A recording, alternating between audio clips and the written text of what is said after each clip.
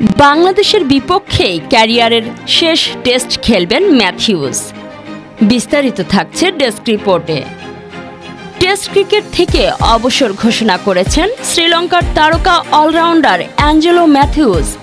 আজ শুক্রবার এই ঘোষণা দিয়ে তিনি জানান, আগামী মাসে বাংলাদেশের বিপক্ষে 2 ম্যাচের সিরিজের প্রথম টেস্টই হবে এই সংস্করণে তার শেষ উপস্থিতি।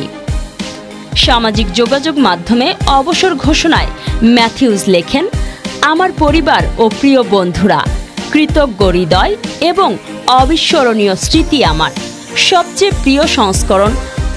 আন্তর্জাতিক টেস্ট ক্রিকেটকে বিদায় জানানোর সময় এসেছে। শ্রীলঙ্কার হয়ে গত 17 বছর ধরে ক্রিকেট খেলা আমার সর্বোচ্চ সম্মান এবং গর্বের বিষয়। দেশের জার্সি পরার পর দেশপ্রেম এবং নিবেদনের অনুভূতির সঙ্গে আর কিছু মেলানো সম্ভব নয়। আমি ক্রিকেটকে আমার সব কিছু দিয়েছি ও ক্রিকেট আমাকে বিনিময়ে সব কিছু দিয়েছে, আমাকে আজকের আমিতে পরিণত করেছে। শ্রীলঙ্কা ক্রিকেটের অন্যতম সেরা খেলোয়াড় ম্যাথিউস এখনও পর্যন্ত 118টি টেস্ট ম্যাচে 44.62 গড়ে 8167 রান করেছেন। তিনি তার ক্যারিয়ারের 16টি সেঞ্চুরি এবং 45টি অর্ধশতক হাঁকিয়েছেন। এছাড়া বল হাতে 33টি উইকেটও নিয়েছেন তিনি।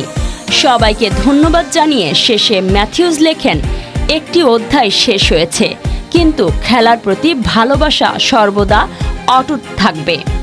জুনে বাংলাদেশের বিপক্ষে প্রথম টেস্ট ম্যাচটি হবে দেশের হয়ে আমার শেষ লাল বলের ম্যাচ। প্রসঙ্গত, বাংলাদেশের বিপক্ষে ম্যাচ দিয়ে বিশ্ব টেস্ট চ্যাম্পিয়নশিপের নতুন চক্র শুরু করবে শ্রীলঙ্কা। 2023 থেকে 2025 মৌসুমে দলটি 13টি টেস্ট খেলেছে। এর মধ্যে 5টি ম্যাচ জিতেছে এবং 8টিতে হেরে পয়েন্ট টেবিলের ষষ্ঠ স্থানে রয়েছে।